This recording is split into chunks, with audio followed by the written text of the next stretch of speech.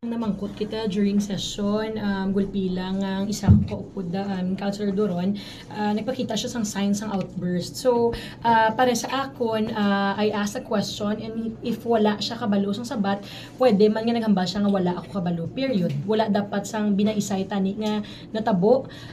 And gusto ko i-stand ang akon ground nga the question was very relevant, asking him because ang akon nga resolution, ang draft ng resolution nga kagina nga ginatag niya, during session ko lang siya nabasa, and again wala to siya sa regular agenda namon, and ang pamangkot ko malang is if moot and academic pa ang resolution, thinking nga ang aton nga secretary sang DPWH nga Secretary Vince naghambal na ipa-resign nga nag-order na gid siya nga ipa-resignon ang mga DPWH officials. So ang aton nga ang resolution nga nakapitan ko ginagahambal nga reassignment. So amo man tong question ta, and namangkot kita nga with this, balaan bala ni Councilor Doron if naka-resign na si Engineer Roy Pacanan, and that was the question. So wala ko ka insindi nga may amo to nga natabo. Pero you think, Councilor, personal na siya para sa imo, since this is not the first time na-observe namon nga every time you ask questions, even sa committee hearings, though may something na ginaluyag ipakita or ibutsyag si Councilor Doron sa imo? Well, I think I could take it personal for the reason nga personal comments ang ginhatag niya. Ako address gid ako sa aton nga presiding officer, and second ang tanan nga ginastorya ko always, ara man ako sa committee hearing, ara man ako sa session, is all about our work.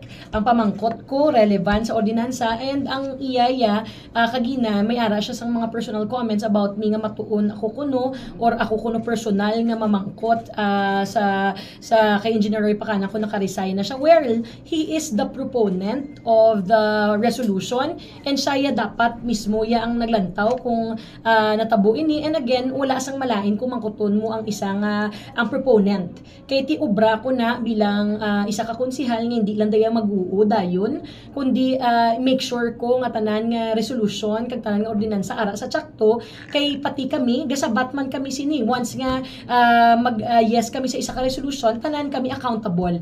So I think hindi niya nga pag-object mo or ginapadugay mo ang I think this is proper because diri kita gapadulong sa ginatawag naton kag gina-advocate naton tanan nga accountability. Councilor, are you hoping mga ikalpasan siya si Councilor Doron even though nga naghambal na siya hindi siya mag-sorry?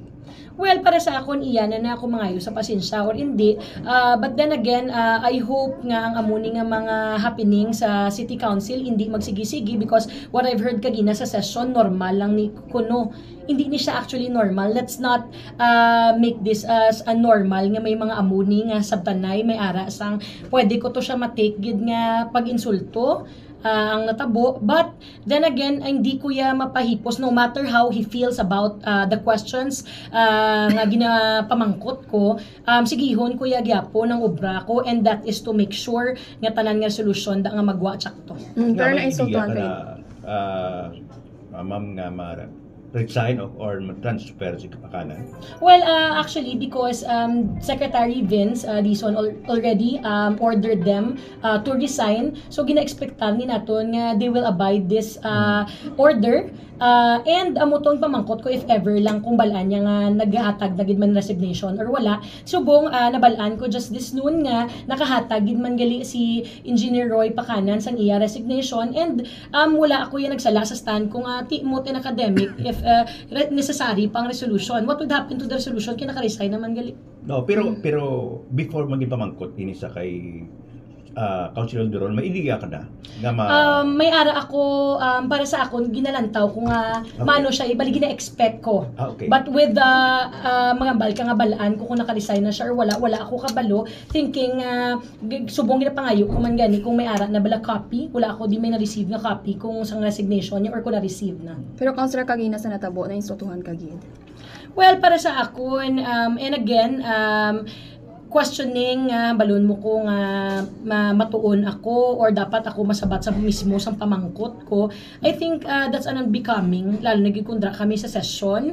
Again, no matter how he feels about me personally, dapat ma-abide lang kami sa rules and magrespetuhanay kami.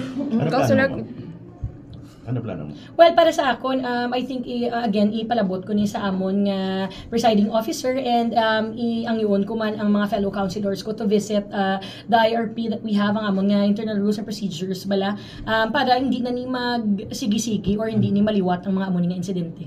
Councilor, reaction mo sa pagtawag ni Councilor Duron irrelevant yung mga question? Well, he has to point out what's irrelevant in my question. Because ang ako niya nakita, kung di sila kabalo sa sabat, irrelevant na doon ang question ko. So, if he says nga irrelevant, how?